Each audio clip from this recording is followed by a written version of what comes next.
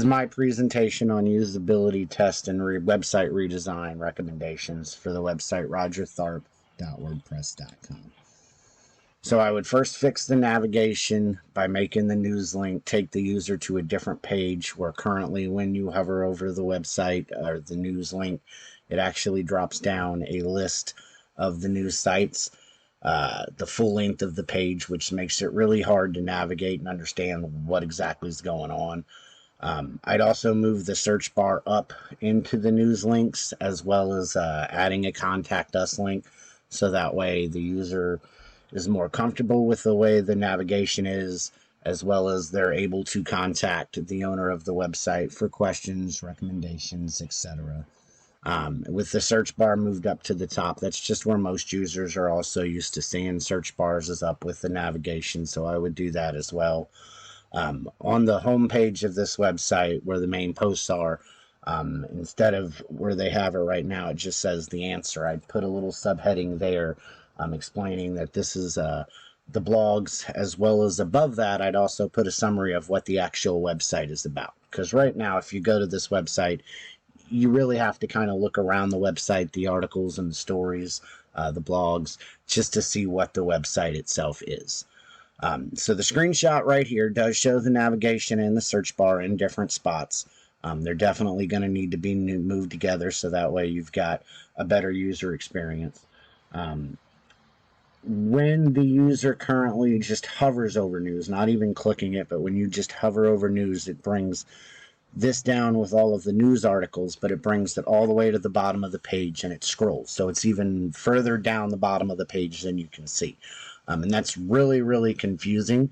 So I would go ahead and just eliminate that hover feature and make it just a regular link, to where when you click that news site, it actually takes you to the news page, and it has all of those stories there organized, rather than the way it's set up now, which just is really confusing and doesn't look very good at all.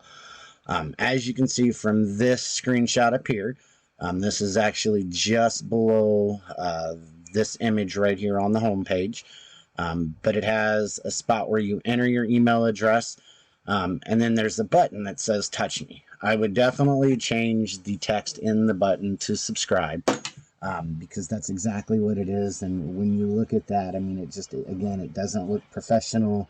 It kind of weirds me out a little bit to see that. It's just not what you would want to see on a web page. Also, on both the left right here and the right, it's got top posts and pages. Now here it's got the little thumbnail images, and here it's got actual pages, and these do link to two different spots. But what I would do is I'd eliminate this column, just to make this a two-column web page. And if I really wanted these thumbnails with the top posts and pages, I would then move them over here.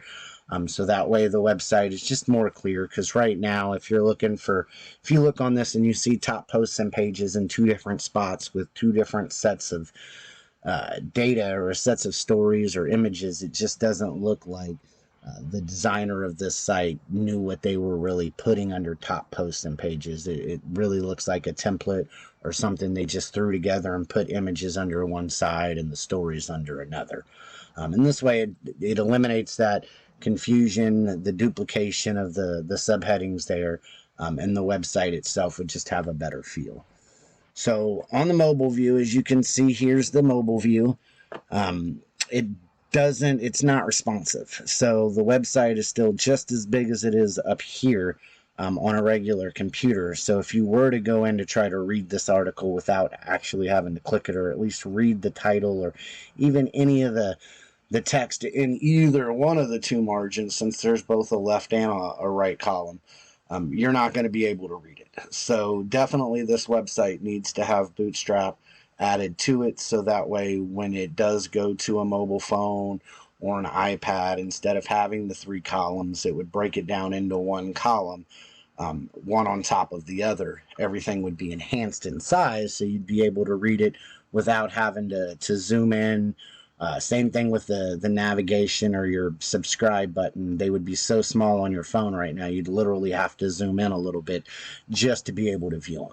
So we would definitely make the website a lot more responsive. Now, we did do a usability test. The users were tested on the computers they normally use. They were all asked how often they use the internet for information and to communicate with others. All three of them stated that they used it for at least 1 to 2 hours a day for communication. They were asked about their first impressions of the website. The first user actually laughed, but all three agreed that the website itself was poorly designed, not easily navigatable. Didn't really know what the website was about, as there's no information stating that, no summary. Uh, they also had to scroll both to the left and to the right when they were asked for tasks. So they were told to explore the most recent article and summarize it. Two of the three users here scrolled up and down to make sure that that first article was the most recent. Once they found it, although it took 30 to 60 seconds, all of them were able to summarize it well. The users were then asked to find the most popular posts and pages. Same thing here. Two of the three users scrolled both left to right, since tops pages and posts are on both the left and the right. Before both of those and all three actually users decided that the one on the left is where they wanted to go, they clicked it and they were able to summarize it well. Finally, the users were asked if they could easily give feedback or contact the author of the website. One of them was able to find the subscribe button, or the touch me button as it states now. The other two could not. None of the three could find a way to actually contact the owner of this site. So as far as the redesign, the first thing I would do is definitely make the site more responsive using Bootstrap. And make it easier to read on phones, tablets. You could read the articles without having to zoom in.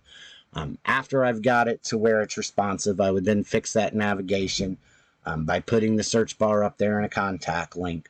And that would also solve the fact that you can currently not contact the owner of this website. I would then, like I said, I'd eliminate that far right column. Since there's duplicate information there on the top posts and pages, make it just a 2-column website, like a 60-40 split or so between the main blog and then what's on the left, the side. But that would put the blogs with prominence, which is what the site's really designed to do. And then above the blogs, I'd put some kind of a brief summary of what this website is actually for, or who the target audience is. And that way, when you first go to the site, you're not spending 10 minutes trying to figure out what the website's about. You can read that brief description if it's what you want to look at. You're then able to scroll through either the blogs in the center of the page, or off to the left, you can hit those top posts and pages, as well as subscribe to the page if that's what you'd like to do. But overall, this is what I would do for the website. My references I used were obviously the Roger Tharp website, since that's the website we evaluated, as well as the Mobile First article by Luke Roblowski. It's a nice PDF, but it talks all about the reason to make sites responsive. Thank you for your time.